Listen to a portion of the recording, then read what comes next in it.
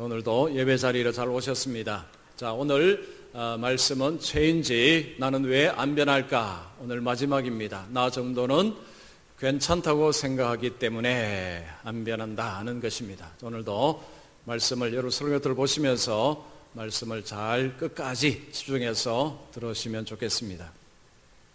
자, 우리에게는 변화가 필요합니다. 변화가 모든 사람에게 필요합니다. 그런데 나이가 들어가면서 변화가 잘 일어나지 않습니다. 왜 나이가 들면 변화가 잘 안 될까요?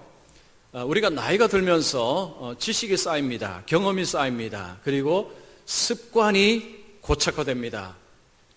자, 이 세 가지의 총합이 현재의 우리 자신입니다. 나이가 들면 들수록 이것이 점점 더 단단해집니다.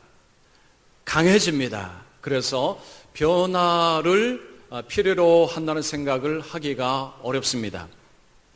변화가 필요하다는 것은 뭔가가 문제가 있다는 것을 의미합니다. 그러니까 수정을 한다는 것은 문제가 있기 때문에 수정이 필요하다는 것입니다.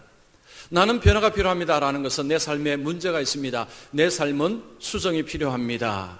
라는 생각을 하는 것입니다. 그런데 나는 삶에 별 문제가 없어요 라고 생각을 하게 되면 그러면 내가 굳이 변화를 해야 될 필요성을 느끼지 못합니다. 자, 그러나 여러분, 우리는 모두가 다 변화가 필요합니다. 왜냐하면 우리 모두는 완벽하지가 않기 때문입니다. 여러분, 어느 누구도 완벽한 삶을 살아가는 사람은 없습니다. 아무도 완벽한 삶을 살 수가 없습니다. 우리 모두가 다 부족합니다. 다 연약합니다. 문제가 우리 삶 속에 많습니다. 자, 우리의 삶에 문제가 있다는 것을 어떻게 알 수가 있을까요? 나보다 못한 사람을 보면 이만하면 괜찮다는 생각을 계속하게 됩니다. 그러면 내 속에 있는 문제를 알 수가 없습니다. 나보다 더 뛰어난 사람 앞에서야 내 삶이 아직도 부족하구나, 이걸 고쳐야 되는구나 라는 것을 알 수가 있습니다. 여러분, 세상에서 완벽하게 산 사람은 오직 한 분밖에 없습니다. 자, 그분 앞에서 우리 자신을 비춰볼 때 나의 말과 나의 행위가, 나의 모든 전 존재가 문제가 너무나 많다는 것을 깨닫습니다. 자, 그분이 누구입니까? 예수님입니다. 예수님은 완벽하셨습니다. 예수님은 완벽하게 하나님께 순종하셨습니다. 자, 예수님이 완벽하다는 것을 어떻게 알 수 있습니까?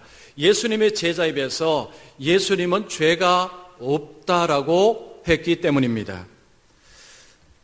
요한일서 3장 5절 보십시오. 그가 우리 죄를 없애려고 나타나신 것을 너희가 아나니 그에게는 죄가 없느니라. 사도 요한은 예수님의 제자입니다. 예수님의 제자로서 예수님과 함께 동고동락을 했습니다. 그런데 그 옆에서 나오는 고백이 이겁니다. 예수님께는 죄가 없다라는 것입니다. 여러분, 사람은요, 하루만 같이 있어도 이분이 이게 좀 부족하구나, 하루가 좀 짧습니까? 한 주간? 아니, 한 달 정도. 한 달 정도만 같이 먹고 같이 잠자고 같이 세수하고 같이 삶을 살아가면 이 부분이 좀 약하구나 라는 것을 우리는 다 알 수가 있습니다. 즉, 모든 사람이 다 문제가 있다는 이야기입니다. 자, 그러나 예수님의 제자들은 예수님과 함께 3년 동안 동고동락을 했습니다. 예수님을 옆에서 보았습니다. 그들의 입에서 나오는 이야기가 예수님께는 흠이 없다는 것입니다. 예수님의 삶은 완벽하셨습니다. 예수님은 조금도 문제가 없었다는 것입니다. 그래서 우리가 예수님 앞에 서면 내 삶은 문제 덩어리라는 것을 알 수가 있습니다. 그래서 하나님은 우리를 부르시고 난 뒤에 우리에 대한 목표를 정하셨습니다. 우리의 인격의 목표, 우리의 성장의 목표, 바로 예수님입니다. 예수님을 우리의 변화의 목표, 인격의 목표, 성장의 목표로 정하시고 우리를 인도하신다고 말씀합니다. 로마서 8장 29절 보십시오. 하나님이 미리 아신 자들을 또한 그 아들의 형상을 본받게 하기 위하여 미리 정하셨으니, 하나님께서 미리 정하셨습니다. 저와 여러분을 부르셨을 때에 예수님의 형상을 닮도록 하는 것, 예수님을 닮게 하는 것이 하나님이 정하신 뜻이었다는 것입니다. 자, 우리는 예수 믿고 나서 그 다음에 우리의 인생의 방향 목적은 예수님 닮은 것입니다. 보셨죠? 예수 닮는 교회, 예수 닮는 성도. 이것이 모든 교회, 모든 성도들의 삶의 목적이 되어야 합니다. 자, 그런데 현실적으로 들어가 보겠습니다. 변화가 잘 일어나고 있습니까? 변화 잘 되고 있습니까? 대답이 쉽지 않죠. 자, 우리의 삶에 변화가 잘 일어나고 있지 않다면 이유가 뭘까요? 자, 앞으로 제가 지금까지 3개 말씀드렸습니다. 여러분 기억나십니까? 자, 첫 번째 이유가 뭐였죠? 첫 번째, 뭘 안 했죠? 감사를 안 하면, 하나님께 감사해야 될 것을 감사하지 않게 되면 우리의 삶 속에 변화가 일어나기 어렵다 말씀드렸습니다. 자, 두 번째는 뭘까요? 성경을 통해서 내면을 살피지 아니하면, 즉 하나님의 말씀을 많이 아는데 그 말씀으로 자신의 속사람을 살펴보지 아니하면 지식이 아무리 많을지라도 삶의 변화는 일어나지 않습니다. 자, 지난주에 말씀드렸습니다. 자, 세 번째 이유가 뭐라고 했습니까? 성경의 하나님을 믿는 것이 아니라 내가 원하는 하나님, 내가 만든 하나님을 믿게 되면 삶의 변화는 일어나지 않습니다. 자, 오늘 네 번째입니다. 자, 오늘 말씀도 중요합니다. 자, 우리의 삶에 왜 변화가 일어나지 않느냐? 나 정도면 괜찮지. 나 정도면, 이만하면 괜찮아 라는 이 생각으로 살게 되면 삶의 변화는 일어나지 않습니다. 자, 오늘 읽은 말씀은요, 우리가 잘 아는 말씀입니다. 예수님께서 시몬이라는 사람의 집에 초대되어 갔습니다. 식사 초대를 받으셨습니다. 예수님이 그곳에 가자 초대받지 않은 한 여인이 그 집에 들어옵니다. 시몬은 그 여인을 정죄를 합니다. 그리고 심지어는 예수님까지 판단을 해버립니다. 자기보다 못한 자로 판단을 해버립니다. 여인을 정죄하고 자신을, 예수님을 판단을 한 사람이 시몬이었습니다. 시몬은 자신을 기준으로 자기를 의인으로 생각하고 이만하면 괜찮지라고 하면서 심지어는 예수님까지도 판단을 하는 자리에 들어갔습니다.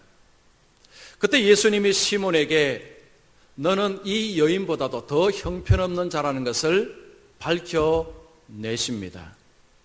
그래서 우리가 이 말씀을 보면 예수를 오래 믿고 예수를 잘 믿는다고 하는 저와 여러분에게 이 시몬 같은 현상이 일어날 수 있습니다. 이만하면 괜찮지, 나 정도면 준수하지 라는 생각으로 살게 되면 변화가 일어나지 않는다는 것입니다.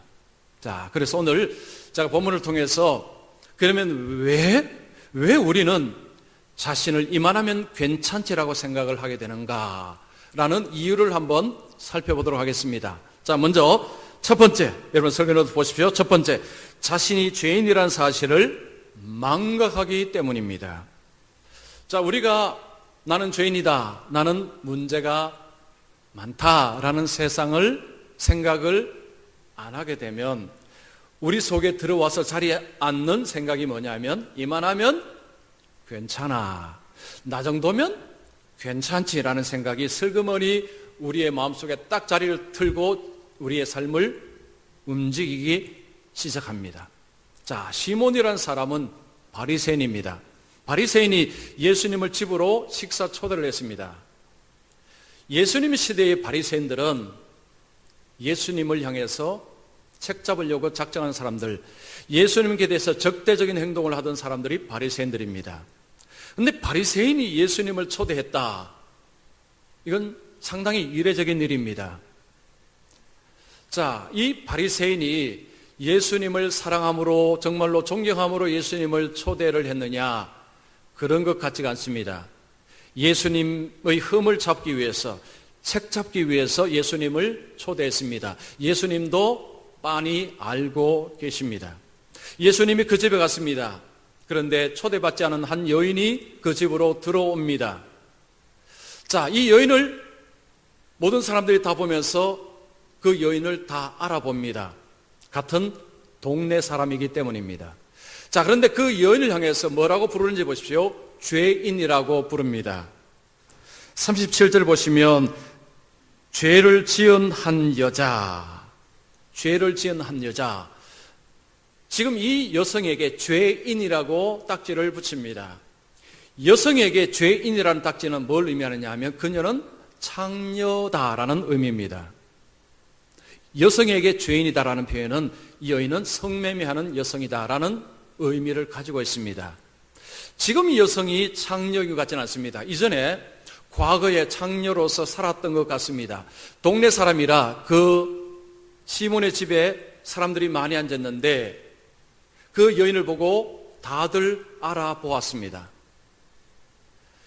유대인들은 창녀를 굉장히 혐오했습니다. 굉장히 싫어했습니다. 그 여인이 그 까다롭기로 소문난 바리새인의 집에 자기 발로 온다는 게 쉬웠겠습니까? 그들의 멸시, 그들의 비아냥 이런 것들을 이미 알고 있었습니다. 자, 지금 사람들이 자기를 얼마나 무시하고 멸시하는지를 알면서도 예수님께로 왔습니다. 왜요? 예수님 만나야 되기 때문에. 너무 간절했습니다. 자, 여인이 예수님께 올 때 빈손으로 오지 않았습니다. 예수님의 손에는 뭔가가 있습니다. 뭐가 들어있습니까? 향유를 담은 옥합입니다. 옥합이라는 것은 그릇입니다. 그릇. 자, 그릇이 있는데 그 그릇 안에는 향유가 들어있습니다. 이 향유는 기름입니다. 기름. 보통 기름이 아닙니다. 굉장히 값이 비쌉니다. 부유층 여성들이 사용하는 기름이 향유입니다. 보통 일반인들은 그 향유를 쓰기가 어렵습니다. 구하기도 어렵습니다. 굉장히 비쌉니다. 그런데 어떻게 이 여인이 향유를 가지고 있었을까? 그 당시에 이런 창녀 같은 이런 여성들이 돈을 모을 수 있는 방법 중에 하나가 그런 향유를 사는 것이라고 합니다. 요즘처럼 은행에서 저축할 수 있는 것이 아니니까 향유를 사서 그것을 가지고 부를 축적을 하는 것입니다. 아마도 이 여성이 자기가 번 돈을 가지고 향유를 구입해서 그것으로 부를 아마 좀 만들었을 것 같습니다. 자, 이 여인은 자기가 그동안 돈으로 산 그 값비싼 향유를 가지고 예수님께로 왔습니다. 이걸 가지고 뭘 하고 있습니까? 자, 예수님 앞에 감히 나서지 못합니다. 자기는 죄인이라는 것을 너무너무 잘 알고 있습니다. 예수님 앞에 나서지 못하고 예수님 뒤에서 예수님 발로 갑니다. 그녀의 눈에는 눈물이 뚝뚝뚝뚝 떨어지고 있습니다. 그 눈물이 예수님의 발에 떨어지고 있습니다. 그녀는 머리를 풉니다. 머리를 풀어서 예수님의 그 발에 떨어지고 있는 그 눈물과 함께 예수님의 발을 닦기 시작합니다. 그리고 예수님의 발에 입을 맞춥니다. 그리고 그 값비싼 향유를 예수님의 발에다가 콸콸콸콸 붓기 시작합니다. 자, 여인이 흘리는 이 눈물은 어떤 의미일까요? 그녀가 주님 앞에서 자신의 지은 죄, 자신의 잘못돼 살았던 죄에 대한 아마도 회개의 눈물이라 볼 수가 있을 것입니다. 자, 여인이 이렇게 하는 것을 시몬이 가만히 보고 있습니다. 좋은 마음으로 보지 않습니다. 시몬이 그 마음속에 이런 생각을 합니다. 여러분 39절 한번 보십시오. 이 사람이 만일 선지자라면 자기를 만지는 이 여자가 누구며 어떠한 자 곧 죄인인 줄을 알았으리라. 자, 시몬이 그의 마음속에 품고 있는 생각입니다.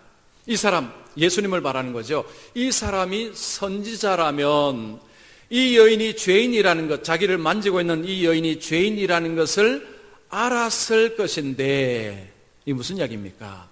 내가 보니 처음에는 이 예수를 좀 인정해 줄 생각이 있었는데 지금 가만히 보니까 이 자기를 만지는 이 여인이 죄인인 줄도 모르고 있는 걸 보니까 이 사람은 선지자가 아니구나. 이 말은요, 나보다도 못하네, 이런 판단을 한 것입니다. 자, 시몬은 그 여성과 여인이 예수님께 하는 행동을 보면서 여인도 정죄하고 예수님까지도 판단을 너무나 쉽게 하고 있습니다. 자, 시몬은 바리새인입니다. 바리새인은 말씀을 가르치고 그리고 말씀을 열심히 지키는 자들입니다. 그들은 그 당시에 백성들에게 존경을 받는 자들이었습니다. 그의 수준이 보통 사람보다도 더 낮다는 이야기입니다. 말하는 수준이나 생활 수준이나 모든 것이요, 보통 사람보다 더 뛰어나다는 것을 말합니다. 자, 여러분이 시몬의 입장이라면 그 여인을 향해서 그렇게 하는 말, 나 같아도 아마도 저렇게 하겠다는 생각이 드십니까? 안 드십니까?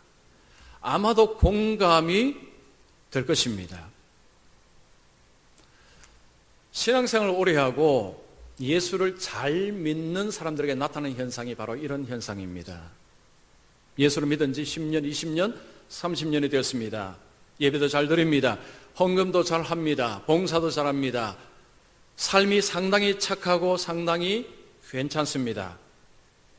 자, 이런 자리에서 다른 사람들이 인정할 만한 이런 삶을 살아갈 때 시몬 같은 생각이 은근히 그 마음속에 자리를 잡습니다. 어떤 사람이 큰 죄를 지었습니다. 아이, 저 사람 참 저런 사람이었구나. 저 사람 상종하기가 어렵겠네. 여러분, 예수를 잘 믿고 삶이 견고하고 삶이 올바르고 이렇게 살아가는 삶 속에서요, 어떤 큰 죄를 지거나 큰 잘못을 하면 마음속에 그런 생각은 굉장히 자연스럽게 튀어나옵니다. 아마 여러분 다 공감하실 것입니다. 대충 믿는 사람은 이런 생각합니다. 예수 잘 믿는 사람들이요, 이런 생각을 굉장히 잘합니다. 왜냐하면 자기가 기준이 되는 거죠. 나 정도만 믿어봐라, 나 정도만 괜찮은데 라는 기준점이 이미 설정이 되었습니다. 그래서 그보다 못한 사람을 향해서는요, 이런 생각을 아주 쉽게 합니다. 이런 생각이 들어온 배경은 뭐냐면, 나는 문제덩어리야, 나는 문제가 많아, 나는 죄인이야 라는 생각이 사라졌기 때문입니다. 예수 믿고 봉사하고 섬기고 삶이 나름대로 선한 삶을 살아가면 나는 문제덩어리야, 나는 문제가 많아, 이런 생각은 사라집니다. 이 정도면 괜찮지 라는 생각이 삶을 지배하기 시작합니다. 그러면 여러분들이 시몬 같은 자리에 누구든지 앉을 수 있습니다. 자, 어떤 두 사람이 있었습니다. 한 사람은 자기는 죄가 많다라고 인정하는 사람이었습니다. 또 한 사람은 자신은 별로 죄를 짓지 않는다고 생각하는 사람이었습니다. 이 사람은요, 나 정도만 살아봐라 라고 생각하는 사람이었습니다. 두 사람이 랍비 앞에 섰습니다. 랍비가 두 사람을 가르쳐야 되겠는데 뭘 가르칠까 고민을 하다가 이렇게 이야기합니다. 자료를 하나씩 줍니다. 자, 자료를 줍니다. 이걸 가지고 한 사람에게는, 큰 죄를 지었다고 인정하는 사람에게는 당신은 여기에다가 큰 돌을 넣어서 가지고 오십시오라고 이야기했습니다. 자신은 죄를 별로 짓지 않았다는 사람한테는요, 당신은 조그만 돌을 많이 담아서 가지고 오십시오라고 요청을 했습니다. 두 사람이 나갔습니다. 나가서 한 사람은 큰 돌을 거기다가 넣어서, 자루에 넣어서 가지고 왔습니다. 또 한 사람은 작은 돌을 가득 넣어서 가지고 자루에 담아다 가지고 왔습니다. 오니까 랍비가 또 이렇게 부탁합니다. 그 돌이 있던 자리에 갖다 놓고 오십시오라고 이야기합니다. 자, 큰 돌을 가지고 온 사람은 그 돌이 어디 있었는지 알까요, 모를까요? 알죠. 그래서 쉽게 그 돌을 딱 갖다 놓습니다. 자, 제가 질문할게요. 지금 작은 돌을 가득 담은 이 사람은 그 돌을 제자리에 갖다 놓기가 쉽습니까, 어렵습니까? 어렵죠. 아니면 불가능합니다. 그걸 어떻게, 이 돌이 여기 있었느냐, 저기 있었느냐, 이거 어떻게 합니까? 이거 어떻게 다 계산했습니까? 불가능합니다. 이 사람이 그 작은 돌을 갖다 넣으려고 하니까 이게 도대체 어디 있었는지 알지 못하니까 이게 제대로 못하는 것입니다. 랍비가 두 사람에게 무슨 교훈을 주고자 했을까요? 큰 죄는 기억에 잘 납니다. 여러분 어린 시절에 지금까지 살아오면서 큰 죄 지은 거 했죠? 그거 지금도 기억하죠? 기억하시죠? 아무도 기억을 안 하시는 것 같아요. 저는 기억합니다. 자, 큰 죄는요 다 기억합니다. 그런데 자잘하게 지은 죄는 기억을 못합니다. 우리 그런 기도하죠. 무슨 기도합니까? 내가 알든지 모르든지 한 기도했죠. 알든지 모르면서 한 죄를 용서해 주옵소서. 이런 기도하듯이요. 우리가 작은 죄들은 기억 못합니다. 그런데 하나님 앞에 서면 총량은 똑같다는 이야기죠.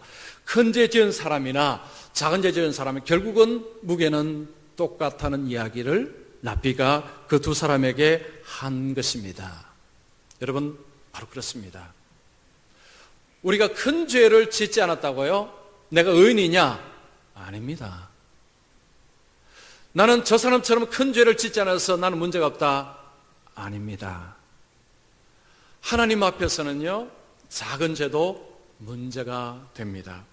여러분, 사도 바울이 예수 믿기 전에는, 예수님 만나기 전에는 예수 믿는 자들 잡아서 감옥에 넣는 엄청난 죄를 저질렀습니다. 그러나 예수님을 만나고 나서는 자신의 온 삶을 던져서 복음을 전하는 자가 되었습니다. 예수를 믿고 나서도 바울이 이런 고백을 합니다. 여러분 디모데전서 1장 15절 말씀. 자, 우리 다 같이 읽습니다. 그리스도 예수께서 주인을 구원하시려고 세상에 임하셨다 하였도다. 주인 중에 내가 괴수니라. 괴수라는 것은 두목이라는 이야기입니다. 바울은 고백합니다. 죄인 중에 내가 두목이다. 이건 같이 한번 했으면 좋겠어요. 따라하십시오. 죄인 중에 내가 두목이다. 한 번 더 하지요. 죄인 중에 내가 두목이다. 입으로 말씀하셨지만 속으로 아이고 목사님 나는 아니에요 생각이 아마 드실지 모르겠습니다. 우리가 하나님 앞에서, 거룩한 하나님 앞에서 우리의 삶을 비춰보면 우리는 바로 이런 추악한 죄인이라는 거죠. 라오디게아 교회의 교인들은 자기들 부자라고 여겼습니다. 나는 부족함이 없다. 나는 문제가 없다. 그런데 예수님께서 뭐라고 하셨는지 한번 보십시오. 요한계시록 3장 17절. 자, 들어보십시오. 내가 말하기를 나는 부자라 부유하여 부족한 것이 없다 하나 내 곤고한 것과 가련한 것과 가난한 것과 눈먼 것과 벌거벗은 것을 알지 못하는도다. 라오디게아 교회는요, 우리는 문제가 없다. 우리는 부자다. 그런데 예수님이 뭐라고 말씀합니까? 아니, 그거 그렇지 않아. 곤고, 가련, 가난, 눈먼 것, 벌거벗은 것. 이걸 한마디로 하면 너희들은 총체적인 문제덩어리다 라는 것입니다. 자, 예수님께서 라오디게아 교회의 교인들에게 너희들은 총체적인 문제덩어리라는 것입니다. 그런데 그들은 자기를 뭐라고 생각했습니까? 나는 문제가 없다. 이 말하면 괜찮다라고 착각을 한 것이죠. 자, 여러분 자신을 어떻게 이해를 하십니까? 이만하면 괜찮다라고 생각을 자주 하시지 않습니까? 이만하면 나같이 이렇게 살면 세상에 경찰서도 필요 없고 형무소도 필요 없지. 내 밥만 따라와 봐라. 혹 이런 생각 품고 계시지 않습니까? 하나님 앞에서 자신을 비춰보셔야 됩니다. 나보다 못한 사람 앞에서는요, 그 생각 우리가 하루에 10,000번도 들 수 있어요. 그러나 거룩하신 하나님 앞에, 주님 앞에 우리 자신을 비춰보면 우리는 문제덩어리들입니다. 이만하면 괜찮다고 생각하게 되면 우리 삶에는 변화가 일어날 수가 없습니다. 변화를 막아버립니다. 그러나 하나님, 나는 문제덩어리입니다. 나를 고쳐 주시옵소서. 여기에 변화는 시작이 되는 것입니다. 저는 오늘 예배드리는 우리 모든 분들은 하나님 앞에서 하나님 내가 문제입니다. 나를 고쳐 주시옵소서 하면서 주님 앞에 변화를 갈망하는 분들이 되시기를 축원합니다. 자, 두 번째, 하나님을 사랑하지 않고 율법적으로 믿기 때문입니다. 자, 왜 우리가 우리 자신을 괜찮은 사람이라고 착각하느냐 하면 하나님을 사랑함으로 믿는 것이 아니라 율법적으로 믿기 때문에 이런 생각을 하는 것입니다. 잘 들어보십시오. 자, 시몬이 여인을 정죄했습니다. 그리고 예수님까지도 자기보다 못한 자로 판단을 하고 있습니다. 예수님은 그의 마음속을 다 보고 계셨습니다. 예수님께서 자, 이렇게 말씀합니다. 자, 40절 보시면 예수께서 대답하여 이르시되, 자, 예수님께서 대답하신다고 말씀하는데 시몬은 예수님께 질문을 하지 않았습니다. 말로 질문 안 했습니다. 자, 지금 이 사람은 속으로 말했습니다. 속으로, 마음에, 39절에 마음에. 근데 40절에 예수님이 대답하여 그 마음속에 있는 의문을 예수님께서 그에게 가르쳐 주시는 것입니다. 예수님은 그의 마음에 있는 생각도 다 보고 계셨습니다. 근데 지금 시몬은 이것을 모르고 있습니다. 시몬에게 말씀합니다. 시몬아, 내가 네게 이럴 말이 있다. 예수님께서 시몬에게 내가 너에게 하고 싶은 말이 있다 라고 말씀합니다. 여기서 시몬이라는 이름을 부르십니다. 친근하게 표현을 하시는 거죠. 자, 예수님께서 바리새인과 서기관들이 모였을 때 그들에게 뭐라고 하신 줄 아십니까? 독사의 자식들아 라고 하셨습니다. 그런데 바리새인 시몬에게는 시몬아, 굉장히 친근하게 대하셨어요. 그럴 때 시몬이 뭐라고 이야기합니까? 선생님 말씀하소서. 여기서 선생님이라는 표현은요, 극존칭입니다. 바리새인들이 사람들에게 듣고 싶은 말이 바로 이 선생님이라는 소리였다고 합니다. 지금 시몬이 누구에게 이런 표현을 씁니까? 예수님께죠. 자, 그런데 39절에 보시면 이 시몬이 예수님을 어떻게 평가를 하고 있습니까? 이 사람은 선지자가 아니야. 나보다도 못해 라고 속으로 생각하는데 입으로는 예수님을 뭐라고 이야기합니까? 선생님. 근데 지금 마음으로는 이거 너도 뭐 알지도 못하면서 무슨 이야기입니까? 겉과 속이 다릅니다. 겉으로는 선생님이었지만 속으로는 예수님을 전혀 인정하지 않고 있습니다. 위선자라는 거죠. 예수님은 그 위선자를 다 보고 계십니다. 자, 그러면서 시몬에게 뭘 이야기하십니까? 여러분 41절 42절 보십시오. 빚주는 사람에게 빚진 자가 둘이 있어 하나는 500데나리온을 졌고 하나는 50데나리온을 졌는데 갚을 것이 없으므로 둘 다 탕감하여 주었으니 둘 중에 누가 그를 더 사랑하겠느냐? 자, 예수님께서 비유를 하나 들어서 말씀합니다. 어떤 사람이 한 사람이 돈을 빌려줬습니다. 두 사람이 돈을 빌려줬습니다.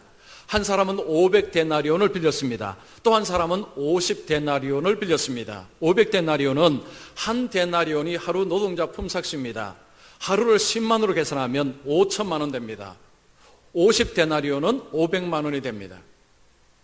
요즘 세고 생각하면 뭐 그 정도는 갚을 수는 있지 않겠느냐 생각하는데 본문을 보면 두 사람은 갚을 능력이 없다고 이야기합니다. 그래서 돈 빌려준 사람이 탕감을 해 주었습니다. 자, 예수님께서 물으십니다. 둘 중에 누가 더 돈을 빌려준 사람을 사랑하겠느냐라고 물어봅니다. 그때 시몬이 이렇게 대답하죠. 내 생각에는 많이 탕감함을 받은 자니이다. 예수님께서 옳거니 대답 잘했다. 내 말이 옳다. 내 판단이 옳다라고 대답을 하여 주셨습니다. 자, 잘 들어보십시오. 지금 예수님이 뭘 말씀하는 것입니까? 자, 그 빚은 뭡니까? 빚은 죄를 말하는 것입니다. 탕감을 해준 분이 누굽니까? 하나님을 지칭합니다. 인간은 하나님 앞에 범죄였습니다. 인간은 자기 능력으로 이 범죄를 해결할 수 있는 길이 없습니다. 어느 누구도 자기의 죄를 스스로가 해결할 수가 없습니다. 하나님께서 자비를 베푸심으로 용서를 해 주십니다. 자, 그러면 용서함을 받은 자가 하나님을 어떻게 해야 된다는 것입니까? 사랑해야 된다는 거죠. 자, 하나님을 섬길 때 어떻게 섬겨야 된다는 것입니까? 사랑함으로 섬기는 것이 정상이라 그러고 시몬이 자기 입으로 이야기했습니다. 그러면 더 사랑하는 것이 맞습니다. 그러면 너는 지금 어떻게 하고 있느냐? 내가 보니까 너는 하나님을 사랑하지 않는구나. 예수님이 그 이야기를 하는 것입니다. 너는 가만히 보니까 율법적으로 하나님을 섬기는구나. 율법적으로 섬긴다는 것은 규칙을 정해놓고 그 규칙을 준수하는 것으로 나는 할 일 다 했다 하고 하나님을 섬기고 있다는 것입니다. 율법적으로 믿을 때 나타나는 현상은요, 하나님과 거래합니다. 내가 이거 하면 하나님이 이 복을 주시고, 내가 이거 하면 하나님이 이 복을 주시고, 즉 복을 얻기 위한 수단으로 믿는 것이 율법주의 신앙생활입니다. 자, 이 율법주의 신앙생활에 허점이 하나가 있습니다. 그 기준으로 남은 판단을 잘하는데 정작 자기 문제는 못 봅니다. 남은 판단 잘하는데요, 자기 문제는 전혀 못 봅니다. 예수님께서 이 시몬의 문제를 하나하나 지적을 하십니다. 자, 44절 46절 보십시오. 이 여자를 보느냐? 내가 내 집에 들어올 때 너는 내게 발 씻을 물도 주지 아니하였으되 이 여자는 눈물로 내 발을 적시고 그 머리털로 닦았으며 너는 내게 입 맞추지 아니하였으되 그는 내가 들어올 때부터 내 발에 입 맞추기를 그치지 아니하였으며 너는 내 머리에 감람유도 붓지 아니하였으되 그는 향유를 내 발에 부었느니라. 자, 제가 쉽게 말씀드릴게요. 너는 내가 들어올 때에 내 발을 씻을 물도 주지 않았다. 유대 지방에서는 먼지가 많습니다. 그래서 손님이 오면 발을 씻도록 물을 드리는 것이 관례였습니다. 상식이었습니다. 그런데 시몬은 예수님이 자기 집에 왔는데도 발 씻을 물도 주지 않았습니다. 무슨 이야기입니까? 예수님을 홀대했다는 이야기죠. 또 하나, 너는 내가 올 때에 입 맞추지 아니하고 내 머리에 기름을 바르지 아니했다는 것입니다. 그 당시에 유대인들은 손님을 초대하면 입 맞추고 머리에 기름을 바르는 것이 관례였습니다. 그런데 너는 내게 하지 아니하였다. 그런데 이 여인은 눈물로 내 발을 닦았고 향유로 내 발을 씻었다. 이 여인이 너보다 낫다라는 이야기입니다. 지금 시몬은 여인을 정죄했습니다. 예수님까지도 판단했습니다. 근데 예수님은 뭐라고 말씀합니까? 너는 이 여인보다 못하다. 예수님이 판단을 내주셨습니다. 이 바리새인은 예수님을 초대하고 예수님을 홀대했습니다. 예수님이 누구십니까? 하나님이십니다. 메시아이십니다. 하나님의 아들이십니다. 하나님의 아들을 홀대해놓고 자기 기준으로 막 판단하고 있습니다. 예수님이 보실 때 형편없는 자라는 거죠. 율법을 지킨다고 큰 소리치고 자기를 의인으로 생각하고 자기를 괜찮은 존재로 생각하는 그 시몬을 향해서 예수님이 너는 형편없다라고 예수님이 말씀하는 것입니다. 여러분, 야고보서 2장 10절을 보십시오. 누구든지 온 율법을 지키다가 그 하나를 범하면 모두 범한 자가 되나니 10가지를 지켜도 한 가지 못 지키면 똑같이 범죄자라는 것입니다. 하나님 앞에서는요, 모든 죄가 문제가 됩니다. 율법주의 신앙은 남은 판단 잘합니다. 자기 문제는 못 봅니다. 어느 나라에 농부가 있었습니다. 이 농부는 왕을 참 사랑했습니다. 이 농부가 당근을 수확을 하고 당근을 한 바가지에 담아서 왕에게 왔습니다. 폐하, 제가 수확한 당근입니다. 왕께 드립니다 하고 당근을 드립니다. 왕은 그 농부의 마음을 알고 있습니다. 그래서 그 마음을 보고 그 당근을 받고 그리고 그 농부에게 땅을 선물로 주었습니다. 이 소식을 어느 귀족이 들었습니다. 귀족이 머리가 잘 돌아갑니다. 당근을 한 바가지 드리니까 땅을 하사받았다. 그러면 당근보다 좀 더 좋은 것을 드리면 더 좋은 것을 받겠다라고 머리를 굴립니다. 그래서 자기 집에 키우는 아주 좋은 말을 한 마리 가지고 왕에게 갑니다. 폐하! 이 왕은 제가 키운 것 중에 최고의 명마입니다. 이 왕을 왕에게 드립니다. 라고 했습니다. 그러자 왕이 그래, 참 좋은 말이구나, 고맙네 하고 말을 받았습니다. 그런데 아무것도 주질 않습니다. 자네 왜 집에 안 가나 하니까 뭐 받아야 되는데. 그러자 왕이 그에게 이렇게 말합니다. 농부는 나에게 당근을 주었지만 그대는 말을 그대에게 주었네. 알아들으셨습니까? 다시 말씀드릴까요? 농부는 당근을 나에게 주었지만 그대는 그 말을 나에게 준 것이 아니라 자네에게 준 것이네. 자, 율법주의 신앙의 꼭 이 모습입니다. 하나님 앞에 헌금하고 봉사하는 이유가 무엇입니까? 전부 나를 위해서입니다. 내가 복받기 위해서. 내가 이렇게 하면 하나님이 이 복을 주시고, 내가 이렇게 하면 하나님이 이 복을 주시고, 하나님을 섬기는 이유가 전부 나를 위해서입니다. 이게 율법주의 신앙의 핵심입니다. 거래 신앙은 나를 위한 신앙입니다. 예수님께서 시몬에게 말씀합니다. 너가 보니까 딱 이 수준이구나. 자, 여러분 하나님 앞에 어떻게 신앙생활을 하고 있습니까? 하나님을 사랑함으로 헌금하고 하나님을 사랑함으로 예배하고 하나님을 사랑함으로 찬송하고 계십니까? 아니면 이렇게 해야 복받지, 아니면 벌받는데 뭔가를 얻기 위해서 예배하고 11조도 하고 봉사도 하고 뭐 이렇게 하십니까? 여러분 솔직하게 자신 한번 들어보십시오. 혹시 율법주의적인 이런 것들이 들어와 있지 않습니까? 그렇다면 변화는 일어나기가 어렵습니다.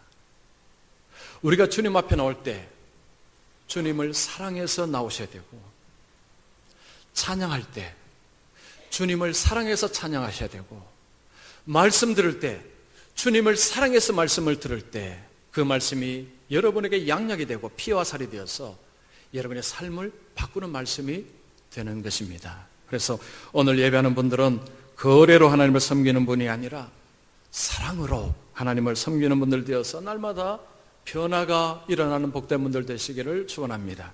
자, 세 번째, 구원은 예수님만이 주신다는 것을 믿지 않기 때문이다. 자, 왜 나는 괜찮은 사람이야 라고 생각하느냐 하면요, 구원은 예수님이 주시는 것이 아니라 내가 잘하기 때문에, 내가 착하기 때문에, 내가 봉사 잘하기 때문에 구원 얻는다고 생각하기 때문입니다. 자, 무슨 말인지 좀 잘 들어보십시오. 예수님께서 여인에게 이렇게 말씀합니다. 내 죄 사함을 받았느니라. 자, 이러자 지금 무리들이 속으로 지금 대혼란이 일어났습니다.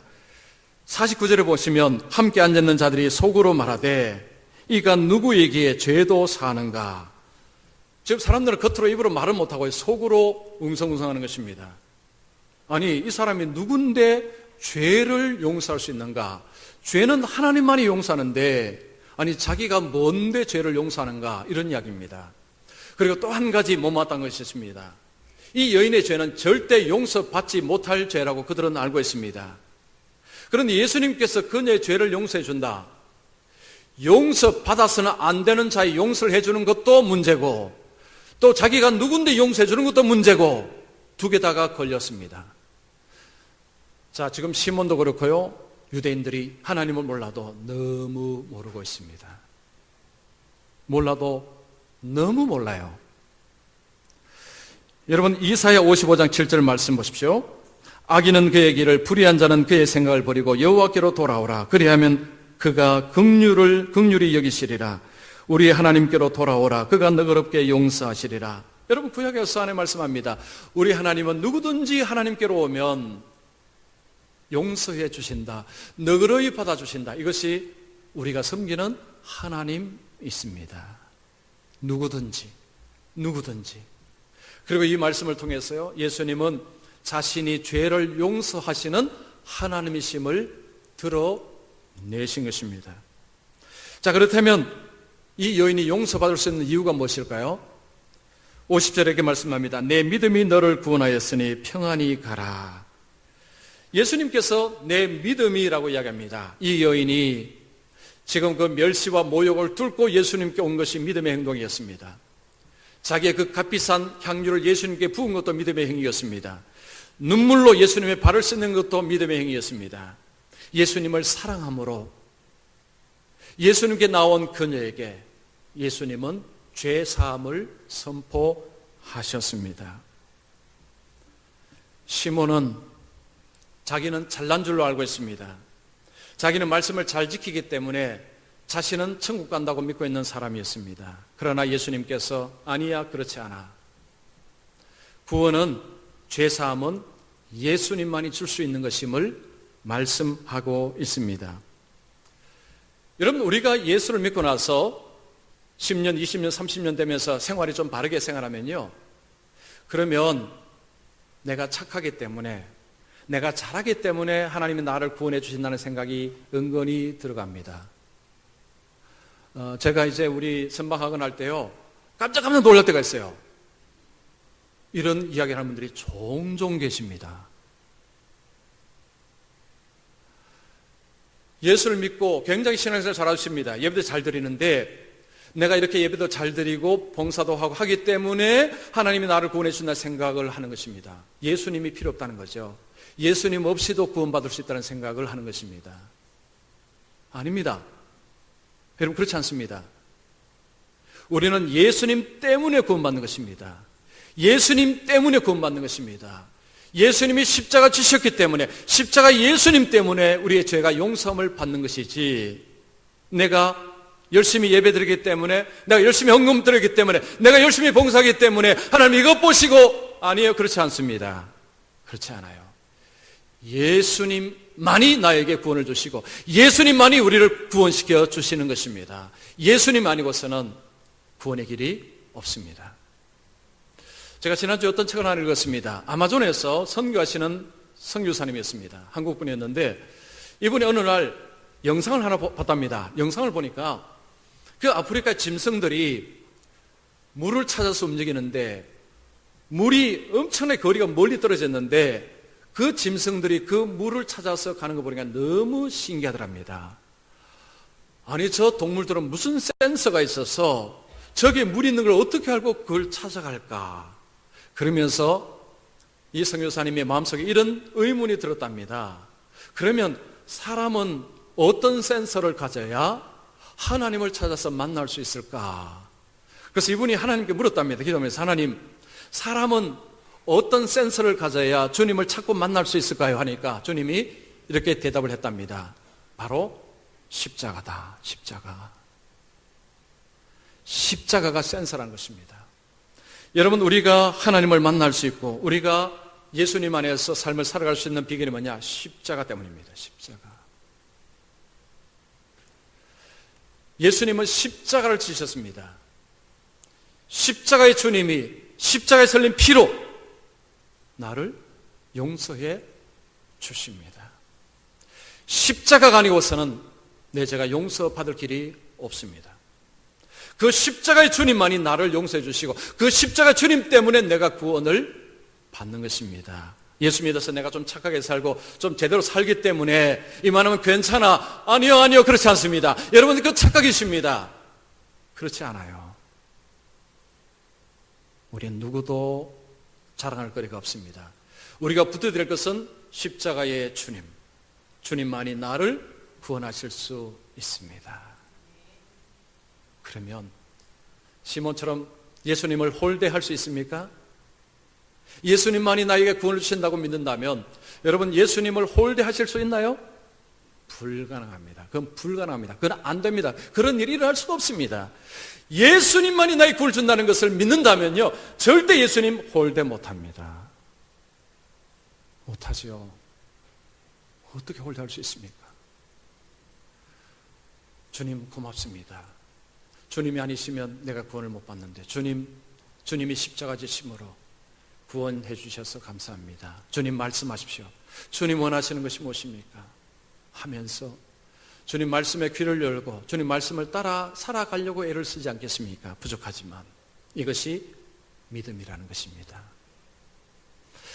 자, 우리는요, 예수 믿고 좀 지나면 이만하면 괜찮아, 나 정도면 살면 돼 라는 의식이 저와 여러분들에게 그냥 들어와서 자리를 잡습니다. 이게 왜 들어온다고 했습니까? 첫 번째, 내 삶에 별로 문제가 없어, 나는 죄인이 아니야, 죄인이라는 사실을 망각하기 때문입니다. 두 번째는 하나님의 사랑으로 사랑을 섬기는 게 아니고 율법적으로 섬기기 때문이에요. 나는 이거 하고 산다는 거죠. 당신이 이것도 못하잖아. 율법주의입니다. 이렇게 들어가면 변화 일어나기 어렵습니다. 그 다음에 내가 이렇게 하기 때문에 구원해 주신다. 착각 중에 착각입니다. 예수님의 피가, 십자가 예수님이 나를 구원하시는 것입니다. 내가 잘해서 구원받는 것이 아니라라는 것입니다. 그래서 자, 오늘 우리 오신 분들은요, 말씀을 잘 기억하시고, 그리고 지금 제가 앞으로 세 번의 말씀을 이전에 드렸습니다. 네 번의 말씀 여러분 잘 기억하셔서, 저도 변화가 필요합니다. 여러분 모두에게도 변화가 필요합니다. 그래서 앞으로 변화를 향해서 나아가시고 예수님을 닮은 자로 살아가셔서 우리 하나님 앞에 칭찬받으며 하나님께 영광이 되는 삶을 살아가시기를 축원합니다. 기도하겠습니다.